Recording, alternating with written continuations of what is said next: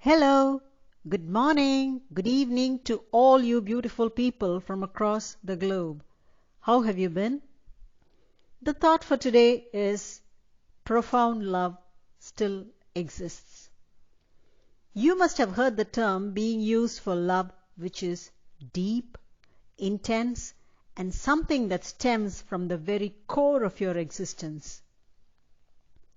Profound love is sometimes used as an equivalent for unconditional love, but unconditional love at times does turn conditional. It is all in the experience.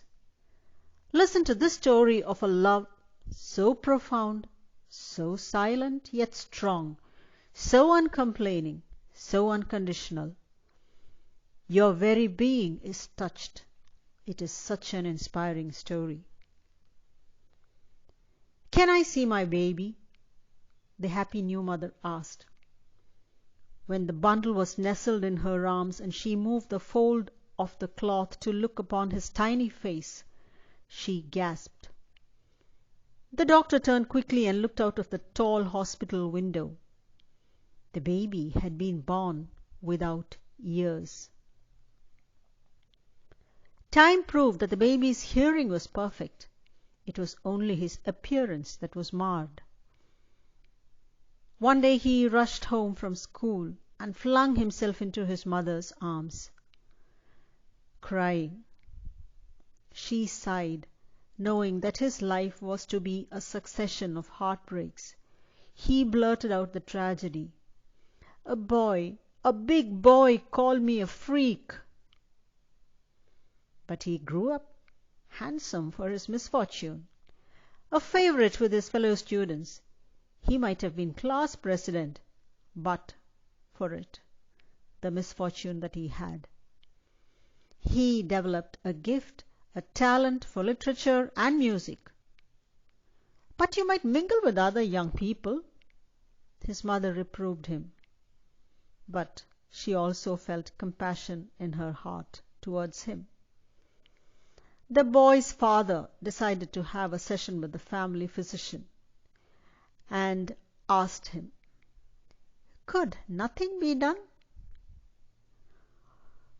On deep thought, the doctor decided and told him, "I believe I could graft a pair of outer ears if they could be procured." Well then, a search began for the person who could make such a sacrifice for a young man. 2 years went by.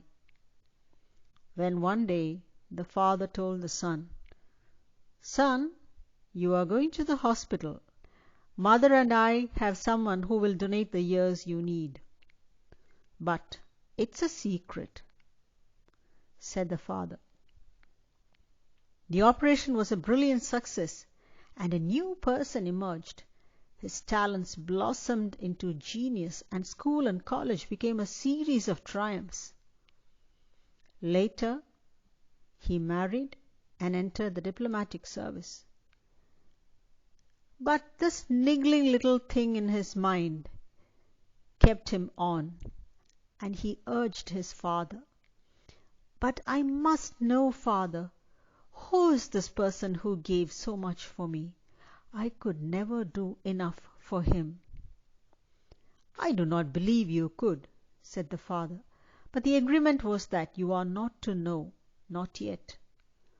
The years kept their profound secret, but the day did come, one of the darkest days that a son must endure.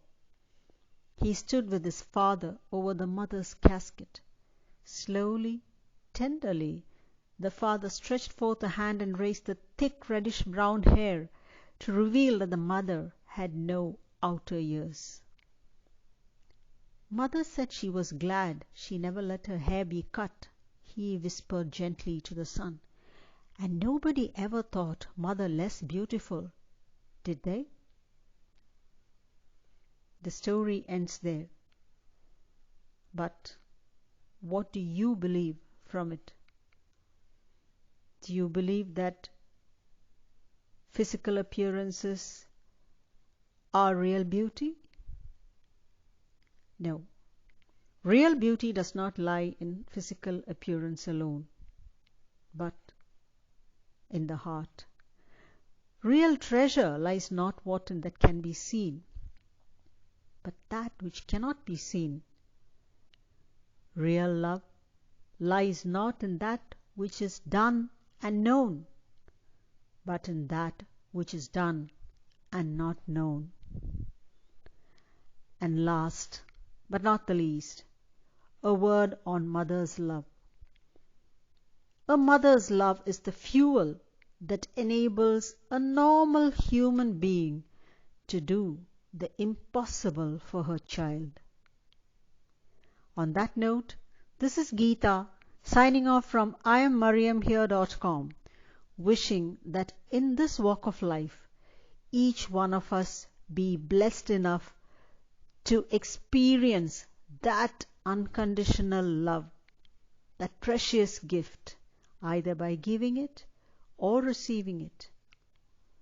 Love in its purest form. Take care, bye bye, and a big God bless.